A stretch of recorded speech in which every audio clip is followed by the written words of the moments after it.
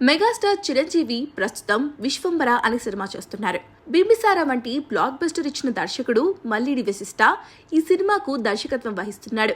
ఇప్పటికే ఈ మూవీ నుంచి రిలీజ్ అయిన మెగాస్టార్ లుక్స్, టీజర్, సాంగ్స్ కు మంచి రెస్పాన్స్ వచ్చింది.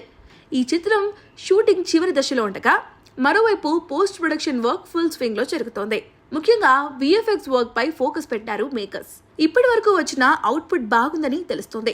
ఈ చిత్రంలోని కథ, విజువల్స్, కాన్సెప్ట్ అన్ని పాన్ ఇండియా స్థాయిలో రూపొందిస్తున్నారు. అయితే ఈ సినిమా రిలీజ్ ఎప్పుడు అంటే మేకర్స్ నుంచి ఎలాంటి అప్డేట్ రావడం లేదు.